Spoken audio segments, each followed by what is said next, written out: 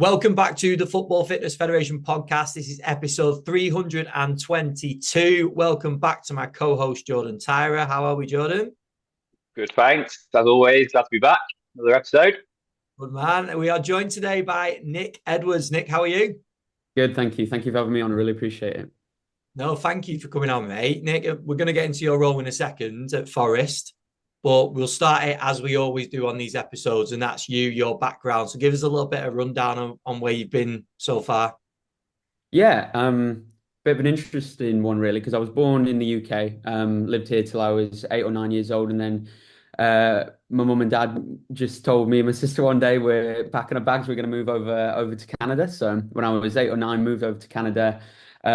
Always was in love with football throughout growing up, and yeah, and then played football my whole life and got to about same old story, 16, 17 years old, realized I probably wasn't going to go anywhere, anywhere playing football. So went to university, got a sports science degree over in Canada. And then essentially in my last year, just went on to do an internship with a local football academy that had links to the professional team in Calgary, where I was based. And I was lucky enough there to get an internship there for a year, and they offered me a role. And through there, I was there for a few months, and they wanted me to come on part time with the professional team and kind of do some of the gym based stuff and the rehab stuff in the gym.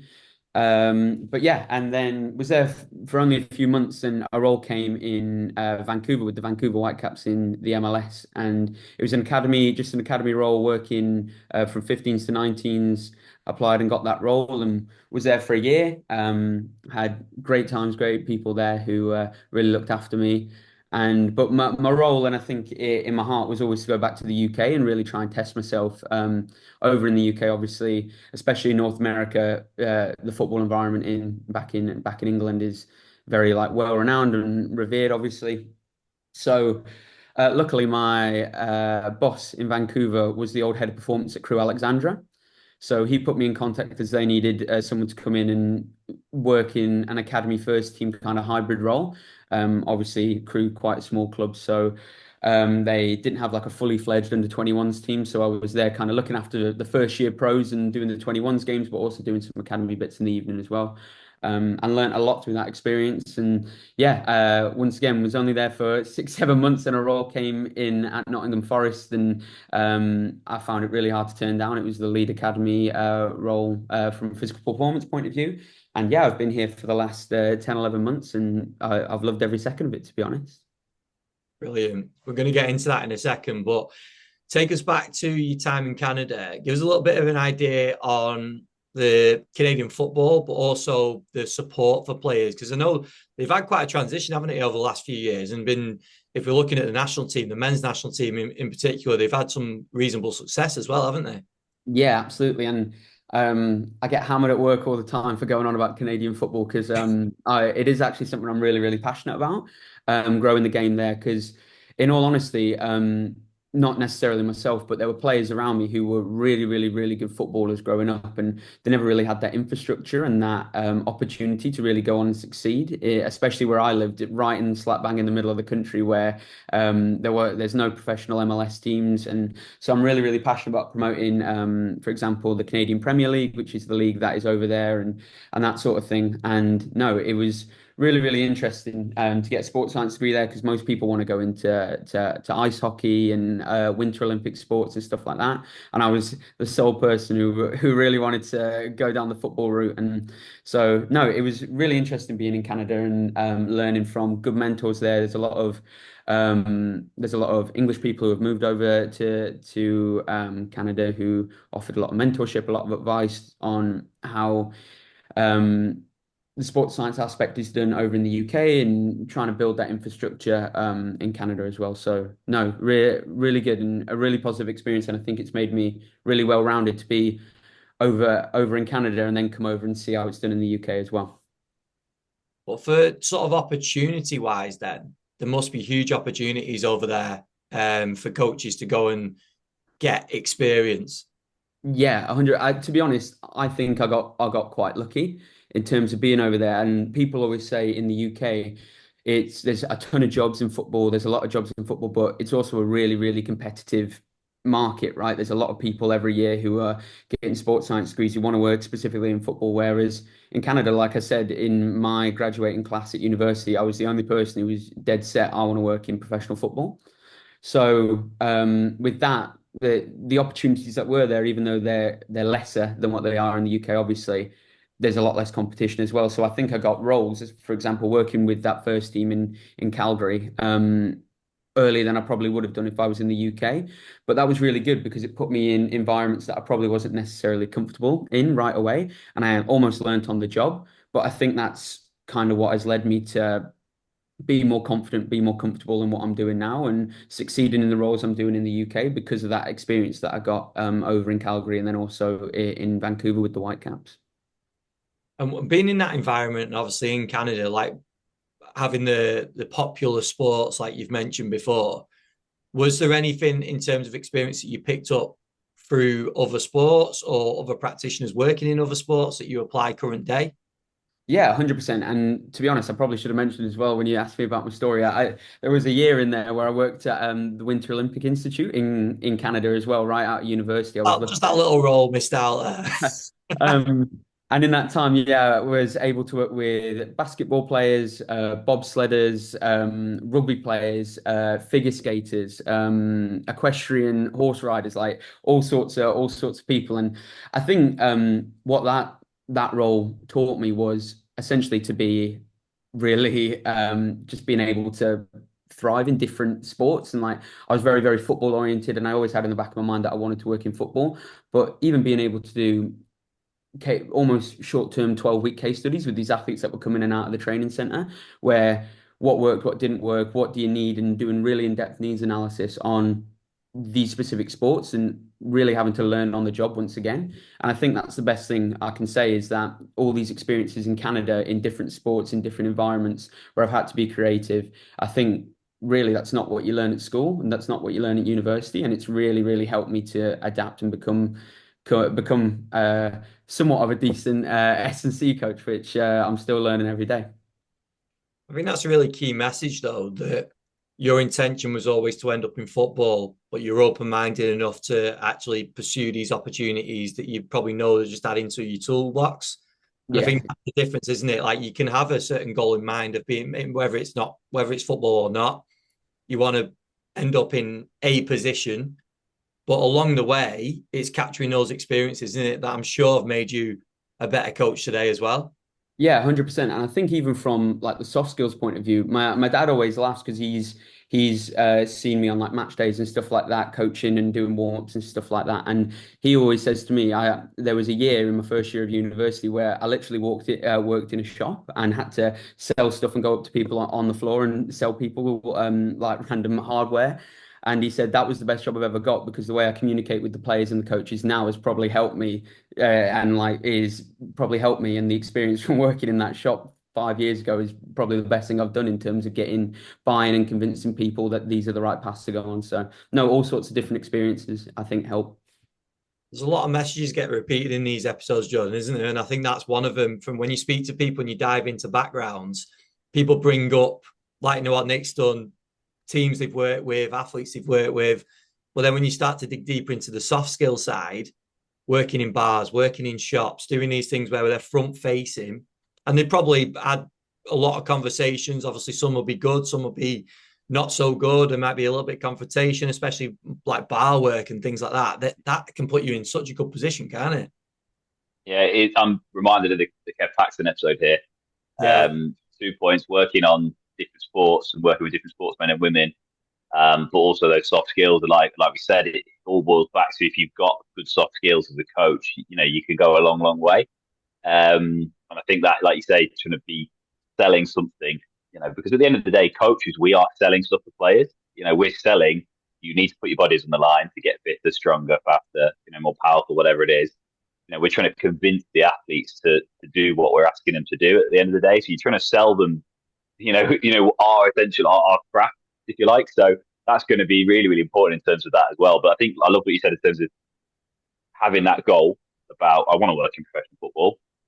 I'm glad you've not said soccer yet as well. That's been, it's been quite good. So I've been waiting for you to slip it in, but you stayed No, the whole time. It's I good. think my dad would absolutely batter me if I said that. No, it's fair play, but yeah, the fact you're open minded to go. Actually, this is really interesting. Working with I've had the fortune of working with some horse riders as well, and all of a sudden you're like, well, out your comfort zone, everything's seated. It's very very different. So, but like we said with Kev, there's actually some always things you can take from the sports. I always come back to cricketers who I work a lot of cricketers now, and it's shoulder strength, GKs. The crossover is massive. And when you look at ice hockey players, I'm fortunate I went to Canada a little few times when I was a kid, and ice hockey is big over there, and they're athletes, they're real athletes. So, there's little bits and bobs you'll take from that as well. So, yeah, I just think that's a really good point that you made there, Ben. Having that goal, I want to work in football, but it doesn't mean I have to just work in football before that point. I can take a little bit from here, take a little bit from there, get exposure with something that's a little bit, in the deep end for me, and that helps me develop, like you said, and learning on the fly. I think that was, yeah, definitely something that came from Kev's episode. But I think to echo what you said there, Nick, in terms of sometimes when you get those opportunities that you're not ready for, you learn on the job. But they're sometimes, and they're usually the ones you learn the most. Is that the case? Yeah, 100%. I think even at Crew, like I said, so I'd only worked in academy football for the most part, except for that 3 or 4 months where I worked with that first team in Calgary. And going into Crew, where I'd gone from in Vancouver a year straight of working with anywhere from under 15 to under 19 players to going into, and I keep talking back to my dad, but my dad always says I don't make things easy on myself. Going like I could have picked an easier club than going straight into a League Two first team environment. And no, even just stuff like that, learning on the job, being a first time in that environment in a new country for me, because essentially I hadn't been back in the UK for 15 years almost, or no, not quite, about 12 years. And so yeah, just learning things on the job, and always, I think I thrive as a person being really uncomfortable in those situations, and I really just try to find solutions as quick as possible. And I think that's what makes people in general better practitioners in whatever they do. What was your perception, Nick, coming back? So seeing obviously Canadian football, not soccer, football, and how the physical preparation was over there, the programs that you put in place, the standard of the games, then coming back to Crew, what was the perception coming back to that in terms of the football side, but also the preparation side?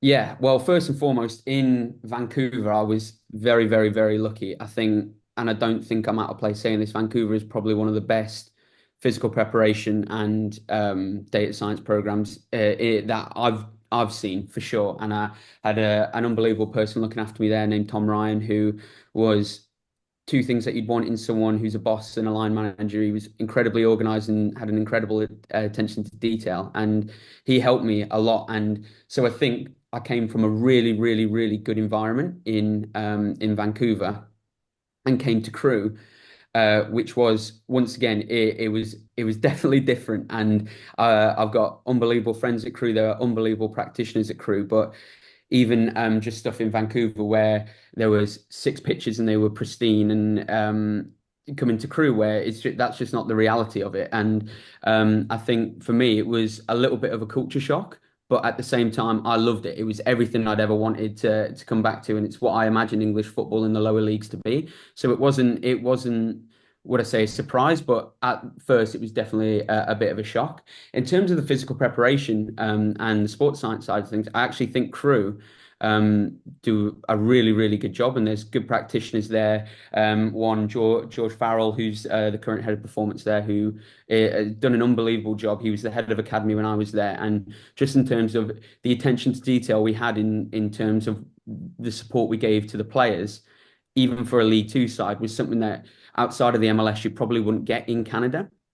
So even though the materialistic things like the equipment and that sort of thing at Crew wasn't at the highest standard, the practitioners are. And I think from my point of view, that's something that I was really enamored with when I first came in, that wow, this is a League Two team, and the practitioners who work there are still top level and like really good to learn from. So that was probably my takeaways from that.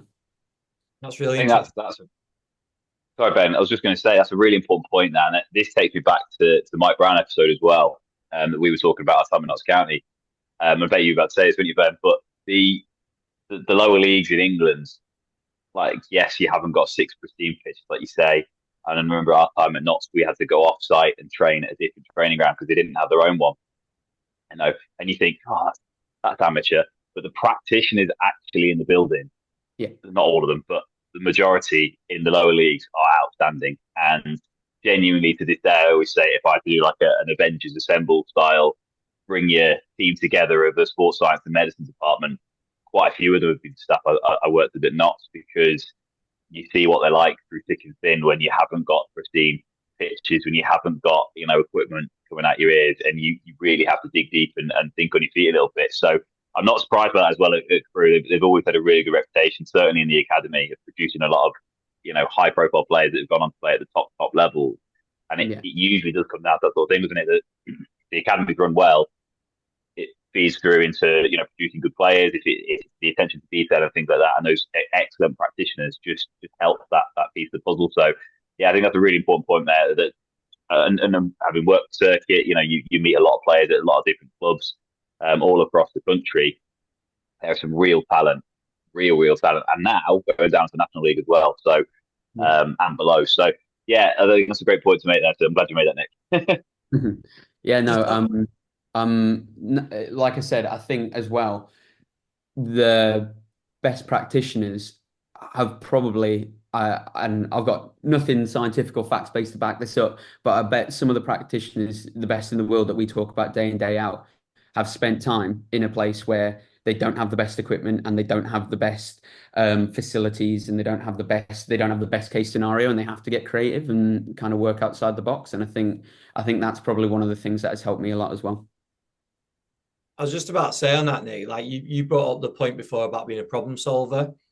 And I think I'm not saying this doesn't happen in the Premier League, in the Championship, and all the top European leagues and everywhere else, because I definitely think it does.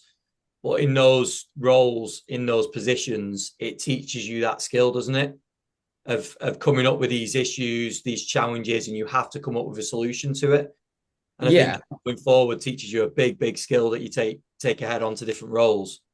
Yeah, 100%. And don't get me wrong, like problems happen where every club I've been at. Yeah, I've been like, oh wow, there's still issues everywhere. But I think even like just trying to be creative and trying to be innovative in terms of the programming you're delivering, being realistic with what you can do, but then what you can do, make it the highest possible standard and have the highest attention to detail as possible. And I think, like I said before, I think that's something Crewe did remarkably well when I was there.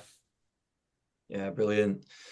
We spoke about different sports before. I want to take you forward to your time at Forest now. Something that I'm really interested to dive into is the program at Forest, but also more particularly the multi-sport program. So can you give us a little bit of first of all, just give us a bit of detail on your current role, and then also how the multi-sport program fits into that as well? Yeah, 100%. So my current role is the lead physical development coach in the academy. Yeah, at the moment I'm working primarily with the foundation phase and the YDP. Just really trying to make those programs as best as possible. And like I said, I've been here 10 months or so, and I'm really enjoying it. And I think, first of all, the investment overall at the club, in terms of even just like I said, and I know we've just spent 10 minutes talking about how these great facilities don't matter, but just the investment in the club from when I first came in to now, and some of the equipment we've been able to bring in, even just little things like the office space is such a different place. And I think first and foremost, Nottingham Forest, specifically in the academy, are doing an unbelievable job at developing a high performance culture at the minute, which I think is translating down to the players and the quality of the program we can give to our players at the minute. With that, we in our foundation phase, probably the project that I'm really most passionate about at the minute is our multi-sport program, 100%. And all it is our foundation phase used to spend a lot of time in the gym and developing a lot of functional and foundational strength, which, don't get me wrong, I think there's an absolute place for, and I think it is unbelievably important. But we are really trying to build a program that creates a really positive relationship with physical development, while also having a bit of a dynamic approach to that, and that is in form our multi-sport program. So that's what we deliver to our foundation phase players at the minute, and they're all taking parts in different sports throughout the years. And yeah, it's going quite positively at the minute. How is that structured, Nick? This is what interests me. So how do you select the sports that you're going to use? Does that change throughout the season in terms of different physical focuses? How does that actually work? Yeah, 100%. So at midway through last season, when I first came in, we identified 8 movements that we think are really important. And just some examples are something like a back pedal, a lateral movement, a crossover step, jumping and landing mechanics. And essentially, all we did was identify sports that we thought we could constraints based or naturally manipulate to develop those movements quite naturally. So we do 4 sports. We do rugby, a racket based sport of some kind. That one's not really specific. We'll have tennis, paddle, that sort of thing. Gymnastics, and then a parkour element as well. So all those, each block has two 4-week blocks throughout the year, and then with that we have blocks in between that develop those specific movements that we want. Another key thing that we've probably done, and I really need to touch on, is our collaboration with the coaches in the foundation phase, and they've been absolutely unbelievable in terms of developing and helping develop drills that those movements that we want to develop are in the drill as well.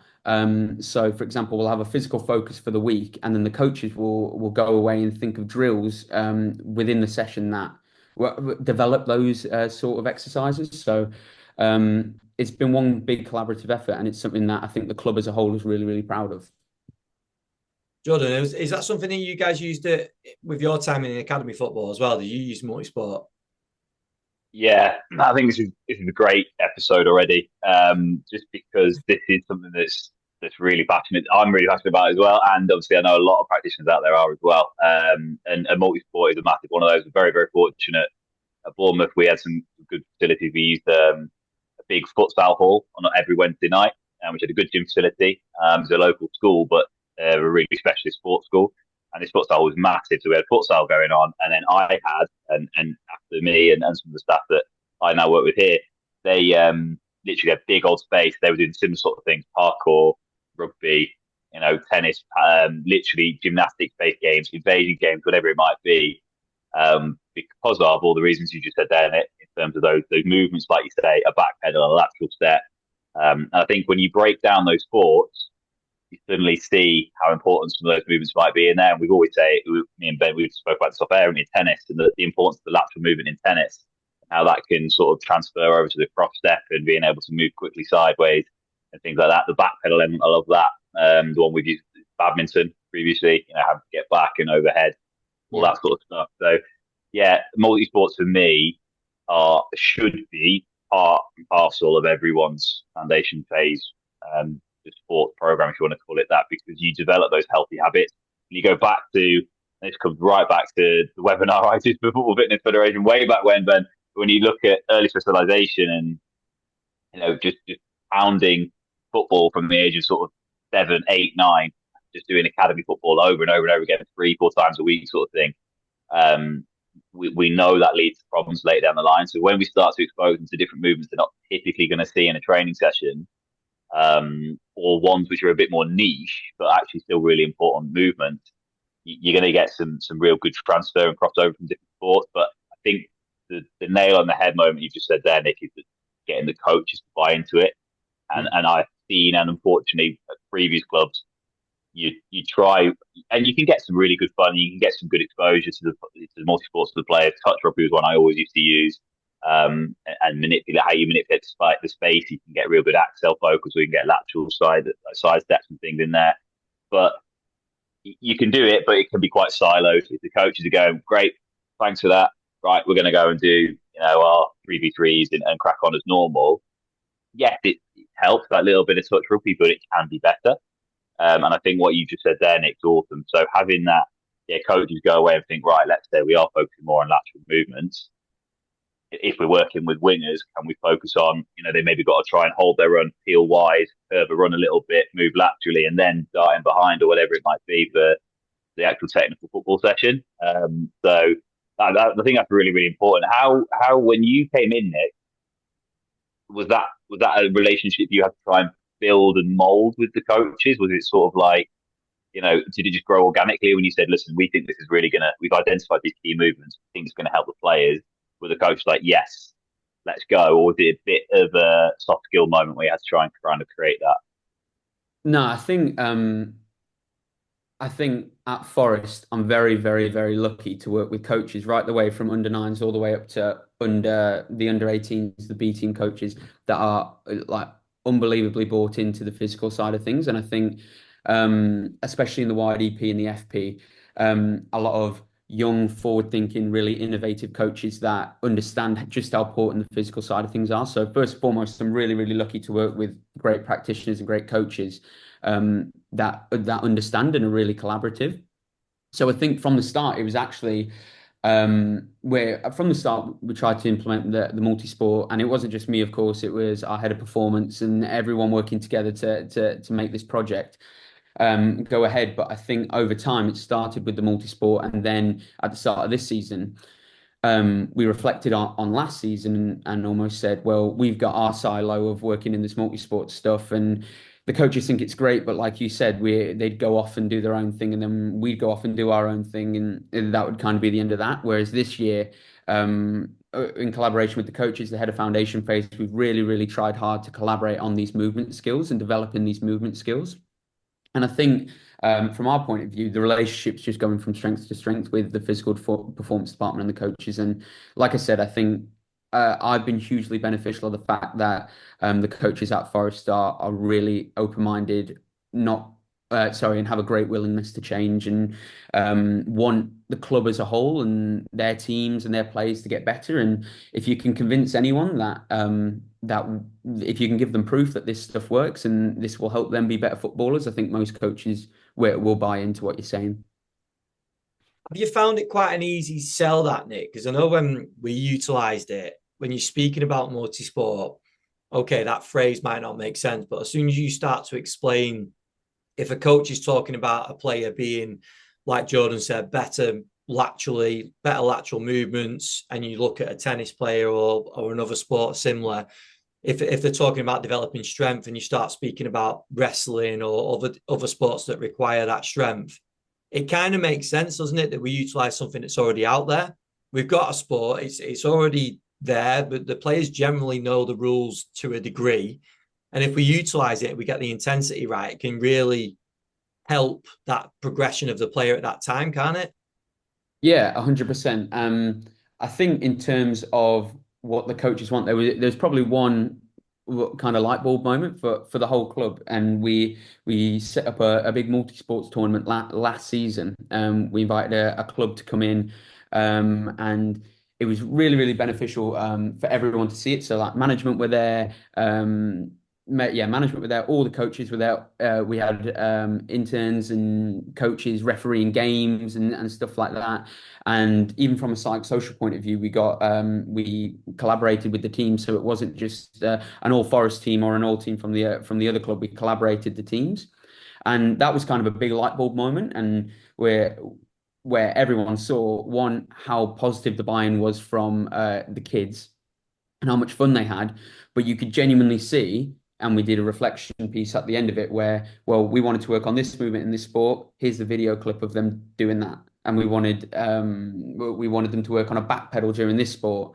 Well, look at that. And then in games that ended in a draw, we did a massive tug of war and tournament thing. And we were like, well, we want our players to be able to brace, push and pull, even in the foundation phase. Well, here you go. Here's the video of that. So I think that was a massive, massive light bulb moment for us as a club. And I think from that moment on, having seen how much fun and how much buy-in the kids gave, and also the coaches who were refereeing or coaching their individual team, and they got lost in it. They loved it. They wanted their team to win, and it was competitive. And I think after that moment, that was kind of a light bulb moment where the whole club was like, "Wow, this is something innovative. It's something new, a path we can go down that makes Forest different." And we've gone all in on it, and I think it's only benefited us as a club. Nick, have you used coaches from the sport to come in and deliver as well? So, for example, if you're doing like a gymnastics based session, have you got a gymnastics coach to come in? So I think that's our next step and our next evolution. So we've started something called an external events program, and you can see it. We like last month we did a tournament at a paddle courts in town at Notts County, and use those paddle courts to basically get kids out of their comfortable environment first and foremost, and really be able to develop in a different sport. And I think for us, getting people in and teaching stuff like judo or, like you said, gymnastics is probably our next step in our evolution of this program, I'd say. Yeah, brilliant. What was your experience in terms of this early specialization focus? What was your experience in Canada? Yeah, and I've talked about this quite a lot. I'd actually say that, and don't get me wrong, by no means is Canada the be all and end all of athletics, but a lot of kids in Canada who love football literally cannot play it for 4 or 5 months of the year because there is 12 inches of snow and it's -30 outside. So they're forced to play basketball, run cross country. Wrestling was a massive thing in the school I went to. A lot of kids BMX biked and stuff like that. Swimming was a massive thing in the town where I'm from. So all of these things, even completely unique sports, like a lot of the kids did rodeo where I was from, where they're literally riding bulls and stuff like that. So it's I don't think that'll pass when you take that into Forest, and I'm not sure. nah, just Get get a back. big mechanical bull in the middle of the Astro. No, but for me, I was quite lucky. Calgary's quite a sporting hub. They have obviously the NHL hockey team there. They have a lacrosse team there. They have a professional football team there, an American football team there. They have the Winter Olympic hub. So it's quite a big sporting hub. So kids are there specifically and in Vancouver are exposed to a lot of sports early on, and therefore when they get to an academy, because the Vancouver Whitecaps Academy, for example, starts at under 15, so a lot later than they would do here. You're almost got those movement foundations in place by the time they come to you, and then you're working then on your strength, your power, your speed, that sort of thing. Whereas in the UK, the biggest thing is obviously pre-academy start at under sevens now. So if mum and dad are all in on you becoming a footballer and you're playing football from 6 years old, 5 days a week, then you're going to be really, really good at your football specific movements. But if I want you to jump and land without buckling your knee, then it's going to be something completely different. So I think in Canada, they go down the right path of being exposed to a lot of sports at an early age. And in the UK, it's almost the other end of the extreme where it's almost too far the one way. And that's why I think you see a lot of great athletes in Canada, but maybe not necessarily the world's best footballers. And you see a lot of the world's best footballers in the UK, but a lot of kids who struggle with those foundational movement skills. It definitely makes sense when we've got the focus around development as well, doesn't it? When we're not strictly talking about developing footballers at that time, we're looking at developing every individual physically. Yeah. And to do that, we want to apply them or give them as big a toolbox as possible, don't we? Yeah. And whether that is to hopefully play at a good level, or whether that is to play in a different sport, or just to generally be more athletic than what they were before. Yeah. Utilizing sports just makes sense. It's just interesting how it fits into the program, the selection of sports, because obviously there's so many out there and so many opportunities, isn't there? But I Yeah. guess some of that comes down to logistics. The coaching obviously has to be there, doesn't it? People have got to have a general understanding of how to deliver it. And then I suppose facilities as well. That comes into it as well. You mentioned about the paddle courts. Like not everyone's going to have access to that, but they might have access to a hall or an Astro or something. So there's a lot of questions that come into it that guide the programming, isn't there? Yeah, I think from our point of view, we needed sports and activities that we could deliver in our dome Yeah. in that would take no longer than 45 minutes to set up, that we can deliver for a 30-minute multi-sport session, that is effective and a good use of time. So I think that is also something that definitely narrowed down our choices. But at the same time, hugely fortunate enough that we've been able to go out and purchase basketball hoops, for example, crash mats that players can use, rugby tag vests and flags and stuff like that. So we are able to provide a high quality program in-house, and something that we're really proud of as well. So I think, yeah, logistics are definitely a key part, but I think with those logistics, we've been able to deliver a good program that's highly attentive to detail. I know rodeo hasn't been applied yet, but that might be to come. What in terms of the sports that you've used, have you covered them all? Is there any sort of out there sports that you've utilized with the players? And John, I'm going to pass this to you as well to see what you've used. I think I'll let you go first, Nick. Go on. I think for us it's less so the foundational sport that we try to teach and more the variations of the game. So even just like little things like we're doing a jumping and landing section in basketball, and before a player can score in the hoop, he's got to jump on his mate's back, throw the ball in the hoop, and then land on like one leg or something like that. And just trying to get as creative as you can with the constraints. Even in basketball, again, we're changing the field sizes, changing the balls that you use, even changing where the baskets are. So we, instead of using baskets, got these massive plastic bins and faced them side to side, and then made the court a big circle, and then it was like that. So just trying to get creative as we can. Like less so, I think rodeo might like player care and safeguarding might have something to say about the rodeo. Go on, John, and what have you used? I mean, yeah, we've used plenty. I'm just going back through all the clubs we've gone through, but what I would say is it doesn't. I 100% agree. It does need some investment, some of the equipment and things like basketball hoops, whatever it can be. But you can get to Sports Direct and get a mini rugby ball for £2, Yeah. and you, lo and behold, you've got a touch rugby session. So yeah, if people are potentially in one of those roles where this sounds really good and I think this will really help, but I don't know if the coach will buy into it. Like, go and get yourself a mini rugby ball or a couple, and get yourself there. And weirdly, down south, I never played handball as a kid. Handball wasn't a thing me growing up. But weirdly, down here in Bournemouth, there's quite a bit of handball, and the school which I was speaking about earlier, they play a lot of handball tournaments. They host a lot of handball tournaments.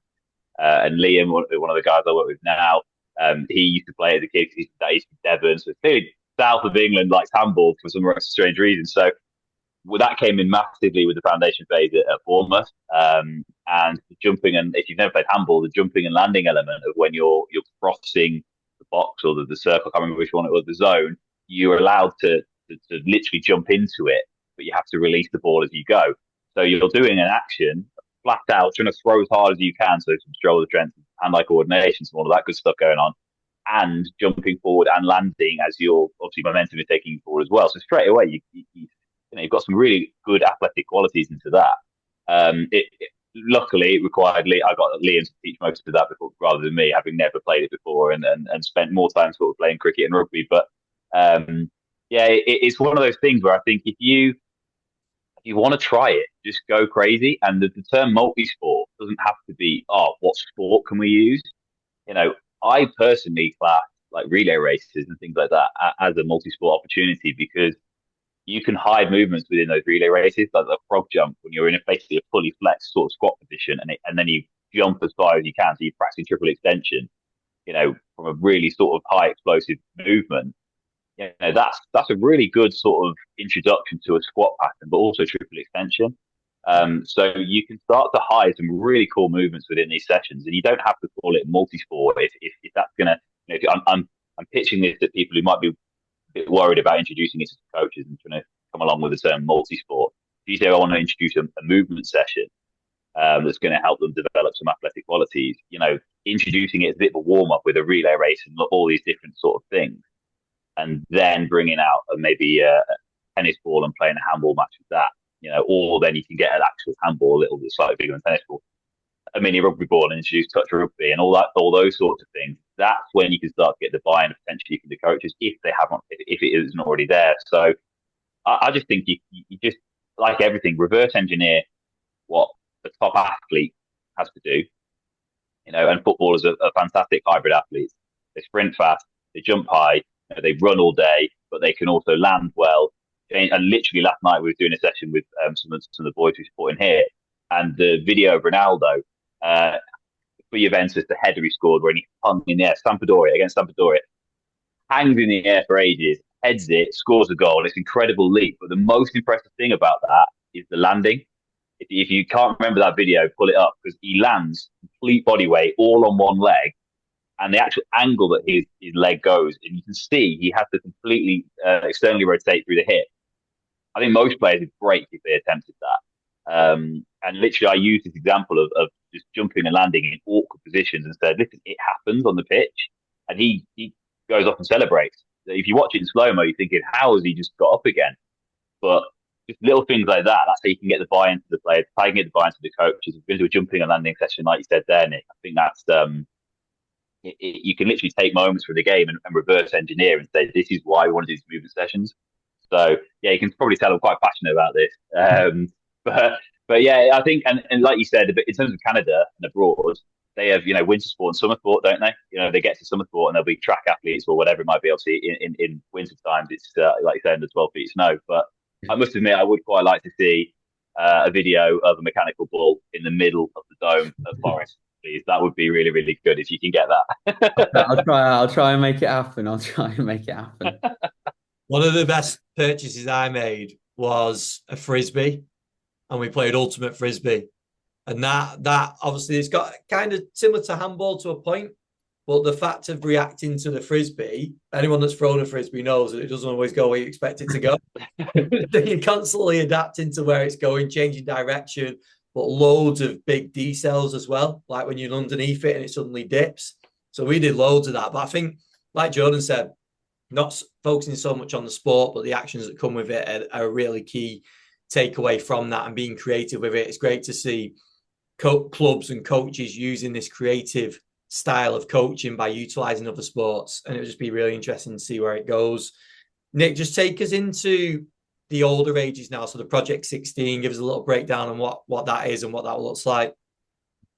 Yeah, I think for us, when I first came in, we saw that the under 16s, they're from the time they were under 16s to under 18s, it was quite a big jump. And it's not something specific to Forest. When I was in Vancouver, the jump from the 15s to the 17s, the 17s to the 19s, the 19s to the 23s was a massive physical jump. And from my point of view, we just wanted to make that transition as small as possible.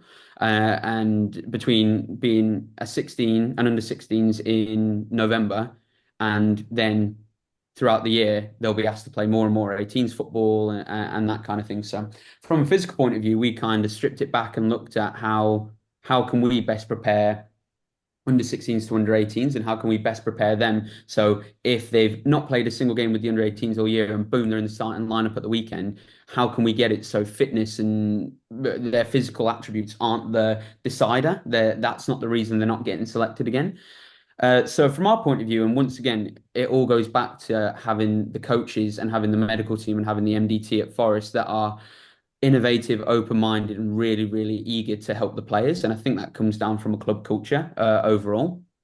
And all we've tried to do is simply just, and it sounds pretty simple, but make the sessions more intense, make the gym sessions to the point where they're really, really intense and the players getting good work out of it, and just being consistent with it. And I think we can give these transition projects big fancy names, but at the end of the day, it's just laying the foundations for what they're doing next year. And all we're trying to do is make our under 16s, and not just our under 16s, our whole program. We're trying to make them as aerobically robust as possible, be able to withstand a lot of chronic load, and be as strong as possible. And as a result, it makes most of the time good athletes. And by the time then they get into an under 18s player, that's when you can really develop the speed, agility, that aspect. Because realistically, their training age at an under 18s is realistically only 3 years max of absolute really intense training. So yeah, that is another big project that I'm quite passionate about as well.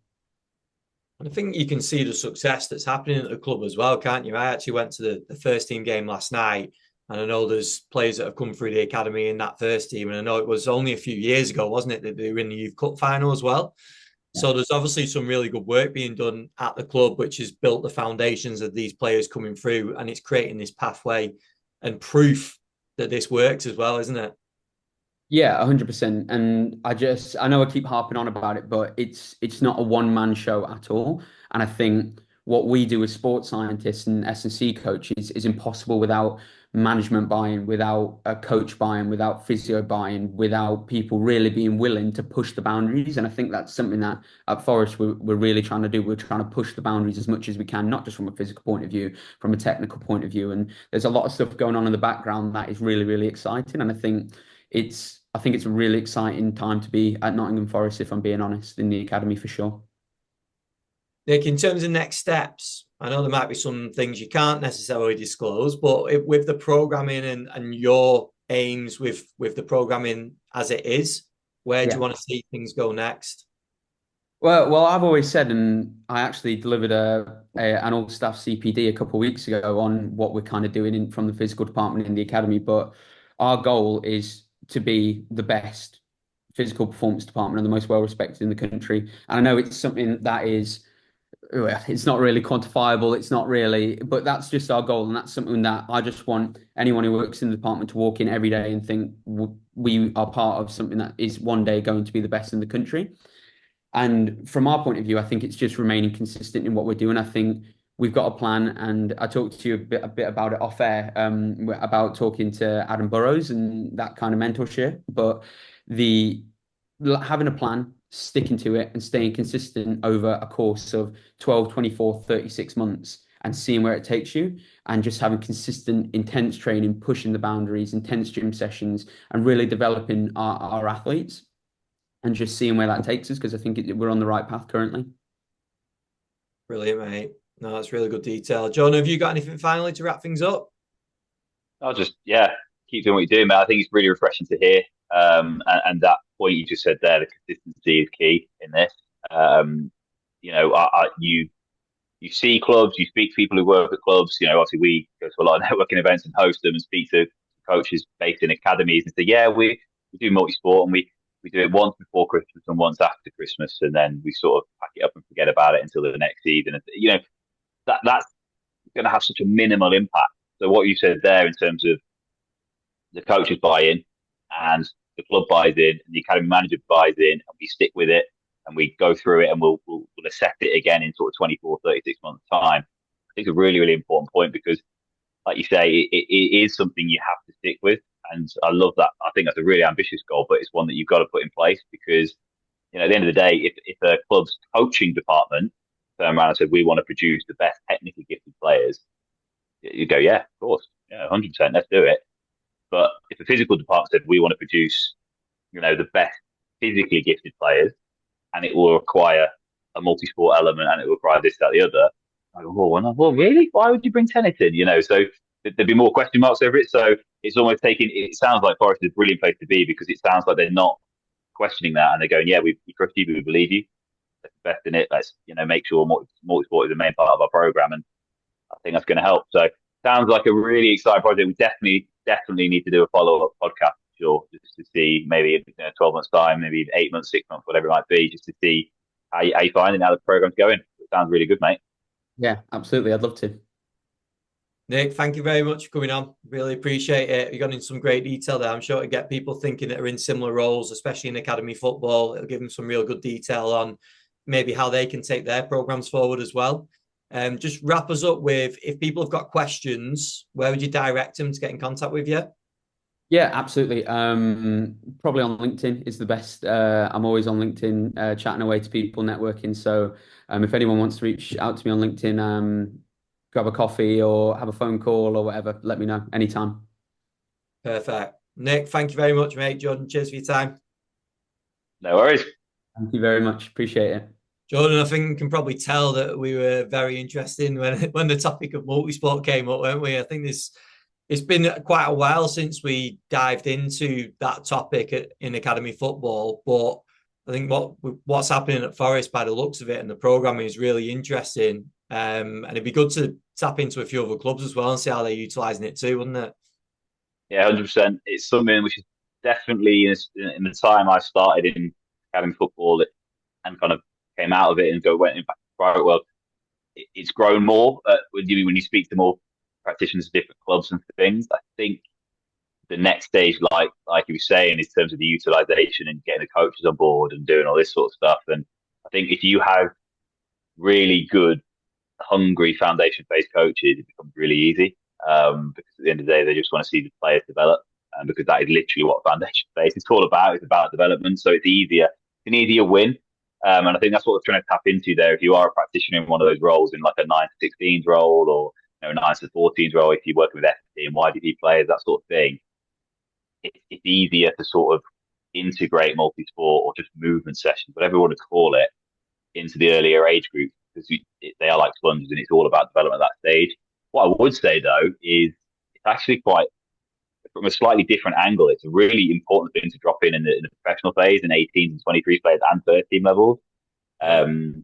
because we all know what it's like. You can get stuck in that rut if you're in your periodization model, whatever it might be. Your Tuesday is your big day, Wednesday might be your big day, Thursday. But regardless of what your program is, you can get stuck in that rut, and players can be a little bit, we know what the pre-up's going to look like, we know what the warm-up's going to look like because it's this day.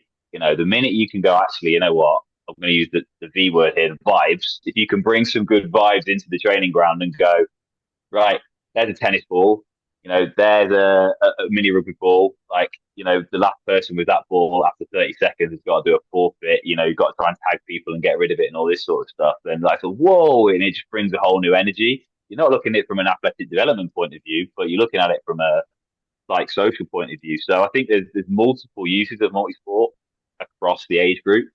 But when we're looking at a pure LTAD model, you could probably hear I got really passionate when we started talking about this, because it's stuff that I've literally done in my previous roles, and I think it's got to be key. I think it has to be built into your academy sort of syllabus. Starting with the EPP now and your CAT status and everything like that. For me, it has to be part and parcel of it. Have you got a multi-sport element within your academy program? And people will say, no, you don't have to. There's more than one way to skin a cat. But I think it's really hard to disagree with the evidence, like we were saying, the lateral movement from other sports, the backpedaling from other sports, the hand-eye coordination elements, just different movement skills. Like, I don't really think you can argue that there are real good crossovers from other sports. And if people want to throw some arguments that way, feel free.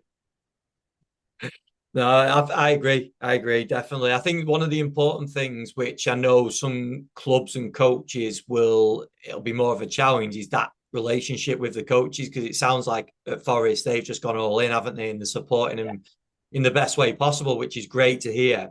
Not every club and situation will be the same. So it might be that you have to gradually drip feed this sort of stuff in, and it's going to take time to build up the sort of trust and that relationship to have a multi-sport competition or whatever the sort of end game is. That's not going to be something that you can just click your fingers and it happens tomorrow. But the fact is, you'll have the rationale behind it. It's just not to say that I know that it's not a cookie cutter program that can fit into every environment right now. But I think Nick and yourself did a great job in terms of giving the rationale behind it, and why multi-sport can be so effective as well. So no, I thought it was a really good episode. I think from learning from Nick as well, just the fact that he mentioned the skill of problem solving and how that's been developed across the different roles he's been in, which was really key and something that I think any good coach, that's a key skill that they have. And then the other thing I really liked is that where he said about becoming the best physical performance department and the best support that they can be out there. And I think setting such a big goal like that is great. It's really good to hear a club speaking like that and setting such big targets, because why shouldn't we? Why shouldn't you be setting that as a target? Like, that should surely be the end goal. And I know it's not something that we can necessarily determine, but as an overall goal, that should be the focus. And that's going to raise all your standards and raise the support level to the players significantly, isn't it? So I think there was so much in that one. I thought it was a really good episode with Nate. Yeah, and like we said about before, when a club or an academy, it's Paul White's episode, has a clear philosophy and a clear direction, staff work better. We work around that. That's your framework. It seeps into the players, and before you know it, everyone's sort of on board. But going back to the point about lower league academies, you know, Cat 3 academies, Cat 2 academies, League 1, League 2 clubs, doesn't mean you can't be outstanding. Just if you've only got one or two practitioners, hey, we've all been the one man band at some point. You might be you, sports therapist or a physio, and a placement student, but you can still provide, you know, world class service to those players. You might not be able to do an all singing and all dancing multi sport competition and tournament where you bring another club in, you know, every couple of months, but you can start to educate the coaches around who you're working with every day. You can start to, you know, drip feed it into your movement program to the youngsters. You can even drip feed it into the, you know, the 18s or the 23s if you have a 23 setup and stuff like that. So, like, those ambitious targets and ambitious goals and clear platforms that you want to work from, I think are really important to have. And if you can identify your strengths and weaknesses, right? Weaknesses, we haven't got all the flying gadgets and gizmos. Strengths, we're some really strong practitioners and we really care about these players. What can we do with that? And off you go. So, yeah, I think it's another episode, and I think this one will resonate with a lot of listeners. I think a lot of listeners we know are based in academies, and this one's definitely for them. So, yeah, really, really good episode. Brilliant. Well, cheers for coming on again, Jordan, and just Pleasure. make sure to check out the sponsors just before we go. So that is Hawking Dynamics, Rezzil, Hytro, and Good Prep. Go and give them a follow on socials and check out the work that they're doing. Jordan, I will speak to you again next week. See you soon.